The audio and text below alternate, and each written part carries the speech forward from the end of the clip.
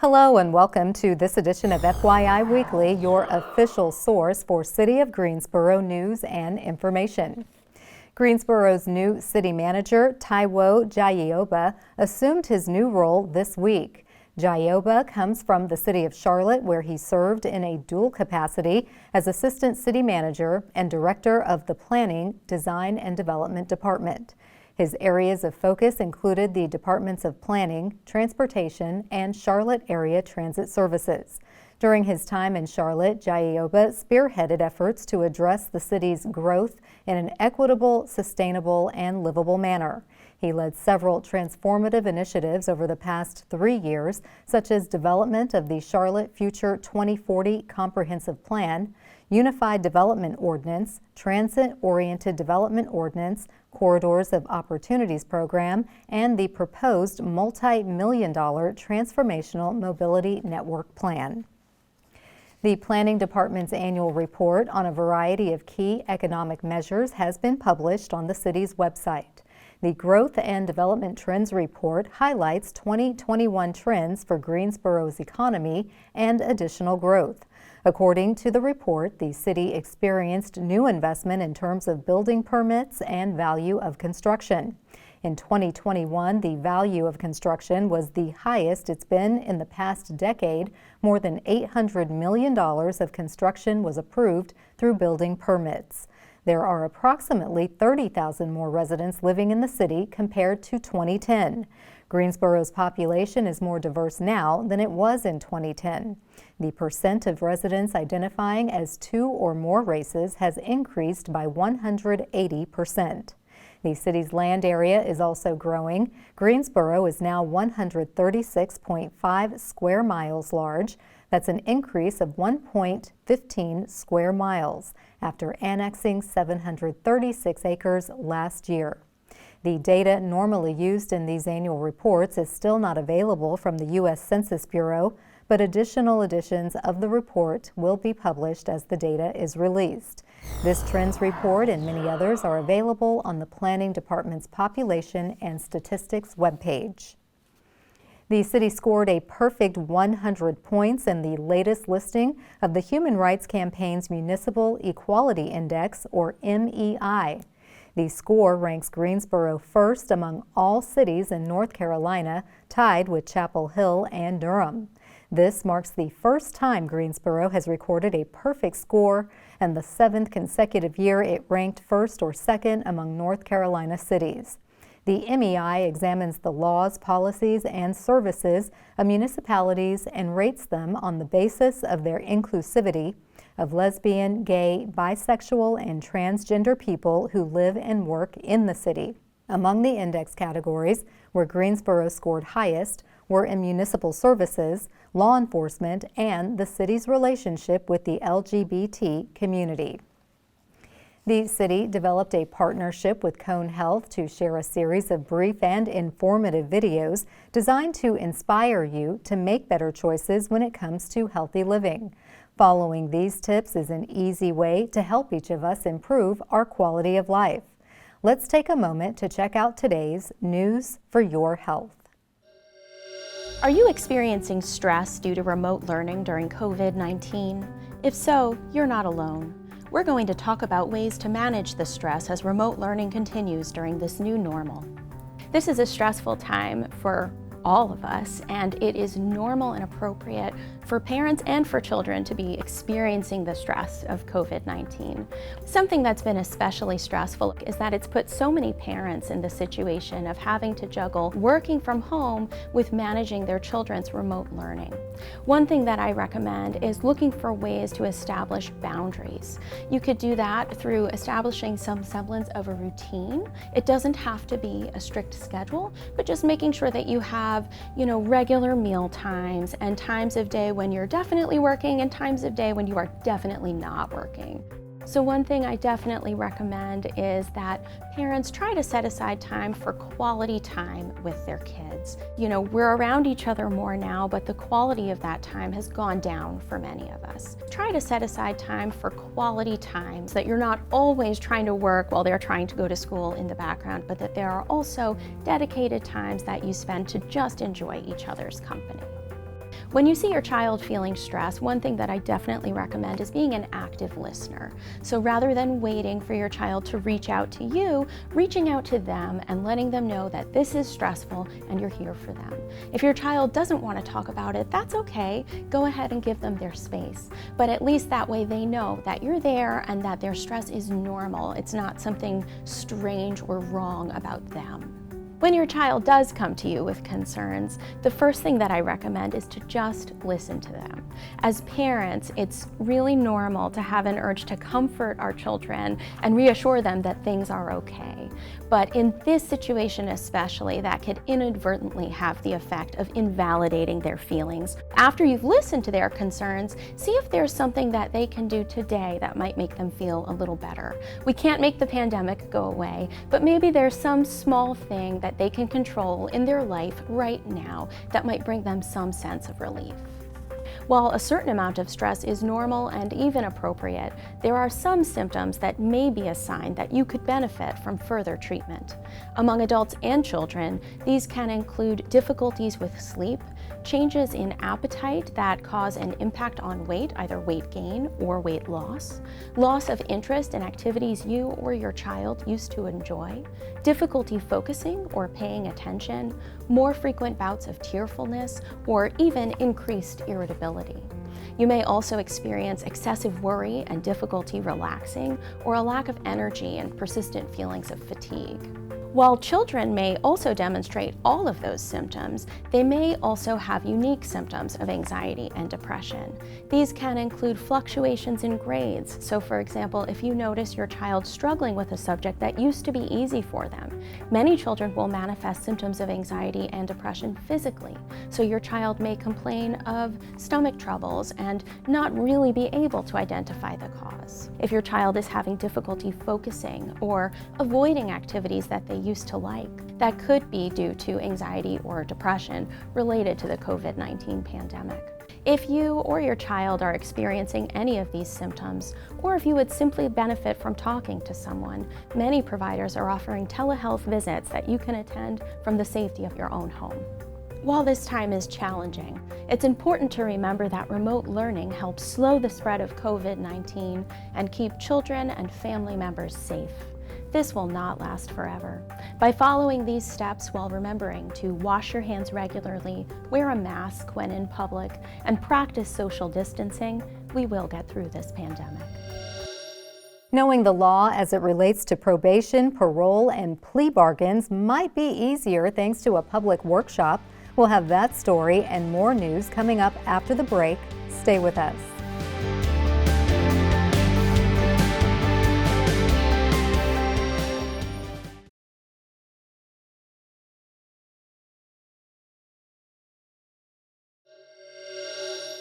Welcome back. The city's Human Rights Commission is hosting the third session of the Let's Talk Law virtual series. Probation, parole, and plea bargains will be discussed from 6 p.m. to 7:30 p.m. on Thursday, February 3rd. The series is free, but registration is required. After registering, participants will be able to join the meeting via Zoom. Enter meeting ID 859-7874-7200 or join by phone by dialing 301-715-8592. Featured speakers Sharon Dunmar of Triad Legal Group CEO and F.J. Carney, a probation officer specialist, will answer questions such as, are probation and parole the same thing, and why is it important to understand plea bargains? This is the third session of the six-part series focused on access to legal aid for a variety of topics including immigration and expungement. Greensboro-based Indigenous Asian American artist Sachi Deli, in collaboration with Nigerian artist Teralabo Korapemo, have begun a new residency at Greensboro Residency for Original Works, or GROW for short. The residency at the Greensboro Cultural Center will be their first time collaborating. This will showcase paintings, prints, digital arts, and mixed media art, with themes focusing on bringing awareness to the struggles of Black and Indigenous women. The residency features various events including artist talks and interactive community collages on themes such as nature and femininity and masculinity. All events are free to attend. The Grow Space is located next to the Davie Street entrance of the Greensboro Cultural Center, located at 200 North Davie Street. The Opus concert series returns this month with 6 free concerts featuring local musical groups at various locations throughout Greensboro. In addition to performances by Creative Greensboro's music ensembles, Choral Society of Greensboro, Philharmonia of Greensboro, Greensboro Concert Band, and Greensboro Big Band, guest artists from Greensboro's music community will be joining the lineup. Guest artists range from the R&B tunes of Sweet Dreams to blues and classic rock by the Ladies Auxiliary. The spring 2022 Opus schedule kicks off with Greensboro Big Band's Valentine's Day Swing Dance on Sunday, February 13th at 3 p.m. The concert will take place at the Van Dyke Performance Space at the Greensboro Cultural Center at 200 North Davie Street. Kimber and Company and Sweet Dreams will also perform at the Van Dyke Performance Space on Sunday, February 27th at 7 p.m. All concerts are free to attend and donations will be accepted. Face coverings are currently required at all venues. If the idea of owning your own business is something you've been contemplating, be sure you're prepared to make that move. Coming up after the break, we'll have some advice for those who want to be an entrepreneur. Stay with us.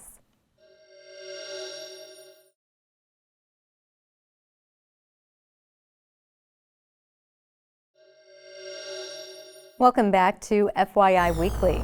Starting your own business requires grit, determination, and the willingness to take an enormous leap of faith. Joining me now to talk about a resource for would-be business owners is Lee Howell Jr. He is the NC Works Digital Skills Instructor with the NC Works Career Center. Hello, Lee. Welcome to the show. Hey, thank you. Thank you for joining me. So tell me, you've got a workshop coming up. Who is this workshop designed for? So this entrepreneurship workshop is going to be designed for pretty much everybody in Guilford County.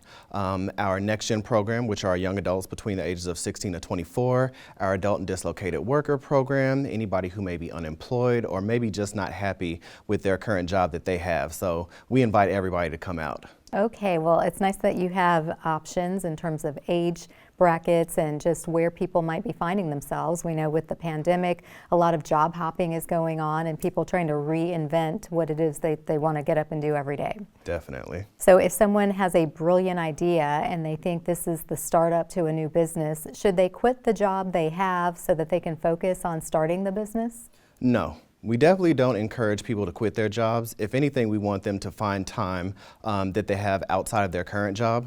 So if they have time after hours or if they have time on the weekends to be able to start their job, just basically whenever they have free time. So you're going to cover that in this workshop so people get an understanding of what the do's and don'ts are. Yes, okay. definitely. Now, if someone has already started the business and it's doing pretty well, what will they gain by attending the Build Ed workshop? Well, to anybody who has started their own business, I would say congratulations. The one thing a lot of first-time business owners may not have would be the foundations of starting their business. So there may be a chance that it may possibly fail. So we do want to establish the foundation in them, in addition to having their business grow over time, and definitely want them to thrive as well. So we do focus on creating a mindset for those first-time business owners, in addition to a mindset as well for how you can thrive in your business and also help it grow in this current market over time. Absolutely, and it's really nice to know that there are resources available, that NC Works is there as a partner.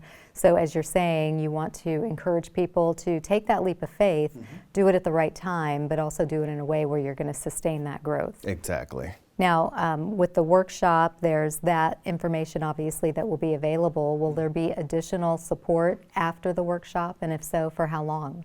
Yes, so for everybody who attends, they do have the opportunity to do one-on-one mentorship with a Build Ed instructor after the workshop is over for at least up to 6 months to a year. They'll be able to contact them just to run ideas past them, to see what may work, what may not work, and overall just to help them with their business plan and idea.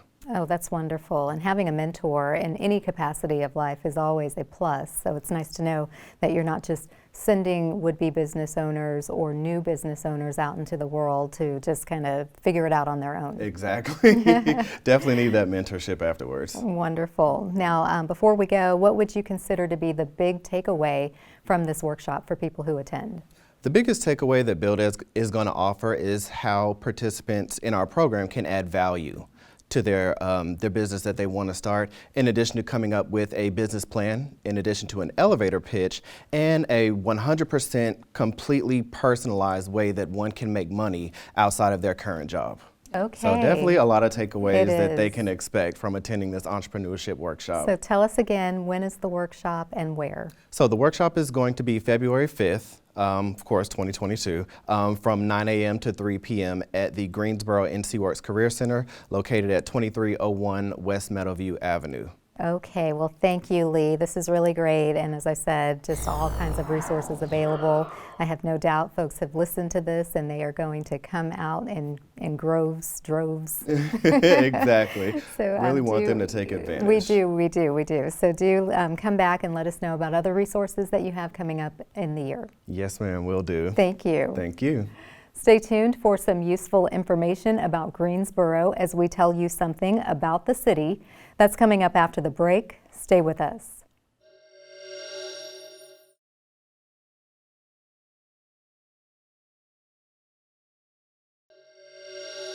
Welcome back to FYI Weekly. One way to stay informed about decisions that impact you and our city is by attending or tuning in to City Council meetings at 5:30 p.m. on the first and third Tuesday of the month. The fourth Tuesday is reserved for a meeting as needed. The City Council has resumed meeting in the Katie Dorsett Council Chamber on Level 2 of the Melvin Municipal Office Building, located at 300 West Washington Street. The public is allowed in person, but only in a limited capacity. Those who choose not to be in the building can participate virtually. The Greensboro City Council meetings are broadcast right here on GTN. The meetings are also streamed live on the city's website and on Roku. To review the council meeting schedule and agendas, please visit the city's website. Here's an opportunity to learn a little something about the city. Greensboro City Council approved nearly $20 million in infrastructure improvements. This includes an increase of more than $18 million in the Water Resources Capital Project Revenue Bond Fund for the Southern Feeder Water Main Construction Project. The feeder water main extension will provide an additional connection from Piedmont Triad Regional Water Authority to meet water demand for the mega site and provide a loop feed for the Forest Oaks service area. Water Resources also received approval for a $1.1 million contract for the TZ Osborne Primary Clarifier Replacement Project. The clarifiers have reached the end of their service life. Greensboro City Council approved more than $5 million to fund the Camp Burton Water and Sewer Utilities Project. This will enable the U.S. Army to develop an Army Reserve Center on the Camp Burton property by 2023. Several other infrastructure items were approved by City Council, totaling nearly $12 million in infrastructure improvements throughout the city. Coming up after the break, we'll showcase our department spotlight, but first, let's meet our neighbors who boomeranged back to Greensboro.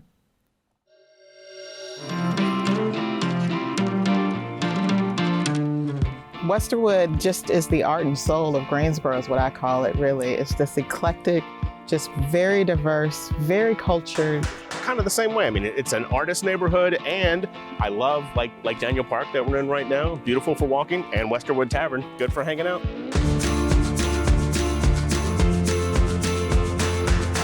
My name is Natalie Miller. I'm the owner of the historic Magnolia House in Greensboro, North Carolina. Moved back to take on the family business and to carry on the legacy and do the important work of sharing the historic Magnolia House's narrative and all of the other African American sites here in the area. I'm Tal Blevins. I'm the owner of Machete Restaurant here in Greensboro, and previously I spent 20 years as a tech journalist in San Francisco. Greensboro really offered us the opportunity to start our own business because it had a lower cost of living and it also had a lot of open retail area for us to be able to look at. We started as a pop-up out of our house just to kind of test our concept for a Machete restaurant, and then we were able to find a space and we were able to kind of live our dream. What's really awesome that I was really impressed by when I first moved here to the Westerwood neighborhood, we have this annual event where all of the neighbors are invited to showcase their art on the porch. And you go to these people's houses and you see what they do outside of their 9-to-5 selves, and it's amazing. So when we were looking for houses in Greensboro and we were driving around Westerwood neighborhood, we love the different architectural styles here. We have a 1920s arts and crafts house, which has got a lot of character, which is something we wanted. We have fantastic neighbors, so it just had all the amenities that we wanted, as well as being close to downtown too.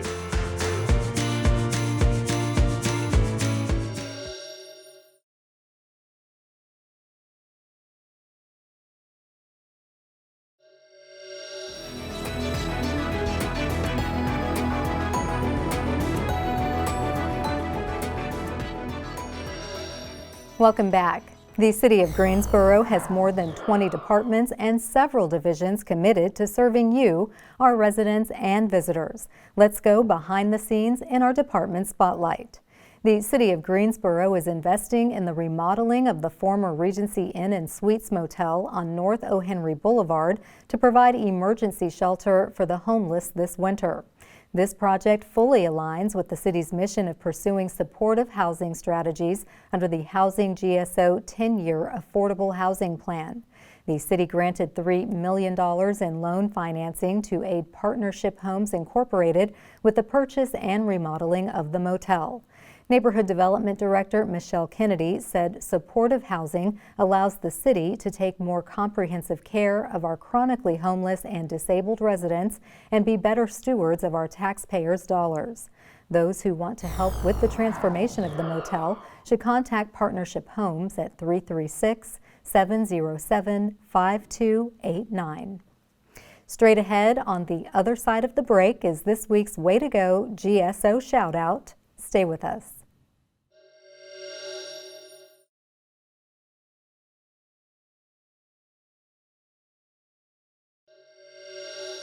As we draw to a close, we always want to end on a positive note with our Way to Go GSO shout out. This week's shout out goes to UNC Greensboro. U.S. News and World Report ranked UNCG's online bachelor programs in business and online psychology concentration #1 in North Carolina. The psychology concentration is the only ranked psychology program in the state. UNCG's online master's programs in nursing, education, and business also landed top rankings. UNCG's Master of Science in Nursing program ranked #2 in the state and #18 overall on the list of best online masters in nursing programs. Way to go, UNCG. That concludes this edition of FYI Weekly, but you can easily stay connected to the latest city news by linking to us on Facebook, Twitter, YouTube, and Instagram. Alexa users can subscribe to our 5-minute flash briefings, which airs on 90.1 FM and 100.7 FM. Be sure to download our weekly podcast, Talk City Greensboro. And now GTN is streaming on Roku. For all of us here at the City of Greensboro, thanks for watching, and we'll see you next time.